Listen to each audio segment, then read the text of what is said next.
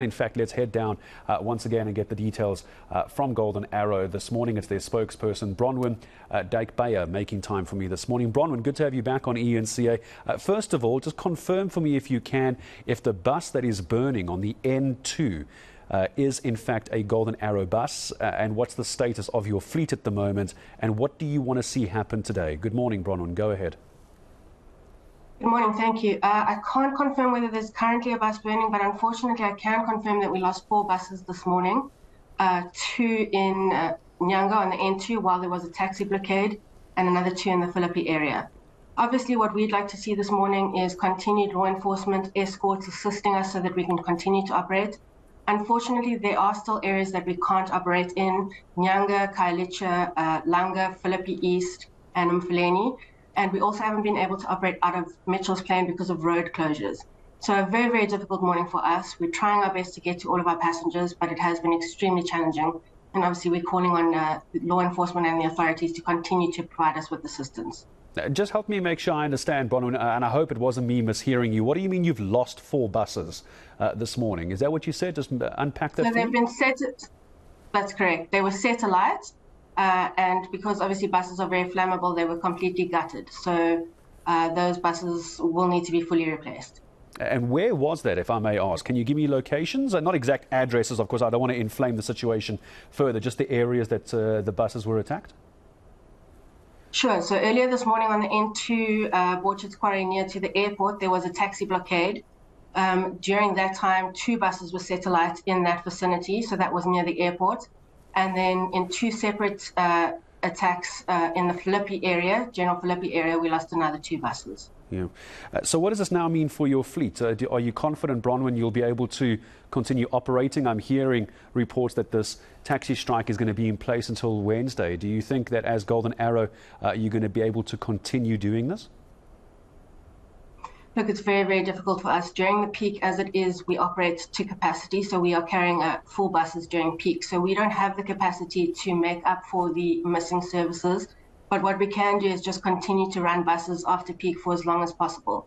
So we are doing our best. Obviously, it's very difficult for us. We're not running our normal scheduled service. It's not business as usual, but just trying to get to as many passengers as we can and to help as many people get to work, get to school, and get home as possible.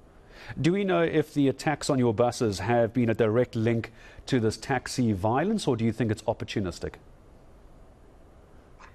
Well, as you'll know, yesterday we secured a court order interdicting Santaco and other associated taxi associations who are participating in the strike from threatening, harassing, damaging our property. And unfortunately, this morning, those first 2 buses that we lost were in the midst of a taxi blockade. So, you know, in the absence of any evidence from SAPS, definitive evidence, one can only draw the inference that it has to be linked to the taxi strike. For example, on Thursday, while the taxi associations were meeting, within an hour and a half, we had our first bus set on fire. So unfortunately, what seems to be a reoccurrence is that as soon as there's some kind of taxi protest, our buses become a target. And so the inference can only be that it is linked to the taxi associations. Does Golden Arrow and your management and your leadership team ever talk to taxi associations directly? Has there been open communication? We do through certain forums, but in this case, you know, this is an issue between the City of Cape Town, Western Cape government and the taxi associations. We have very little to do with the situation. Obviously, yesterday at the court hearing, Santaco did undertake to continue the stay away in a peaceful manner and to let all of their members know that they should not interfere with our services.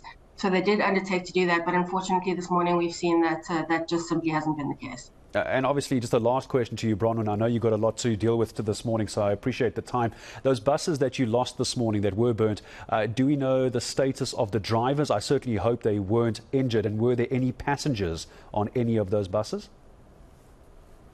At this stage, I don't have any reports of injuries, fortunately. Obviously, I'm waiting on more information to come in, but fortunately, no reports of injuries at this stage. All right, then, Bronwen, I'll leave you to your job. I know you're very busy this morning. I appreciate the update. I'm sure as the commuters down in the Western Cape and Cape Town area as well. So Golden Arrow Bus going to continue providing the support as best they can, but having lost 4 buses this morning, 2 of those, I didn't know this. I was aware of 1 bus near Borchards Quarry. The Golden Arrow spokesperson, Bronwen, telling us it's in fact 2, but they've lost 4 buses in total as of this morning. No direct confirmation, no direct link to the taxi strike itself, but as she says, it is all centred around this ongoing strike action down in the Western Cape.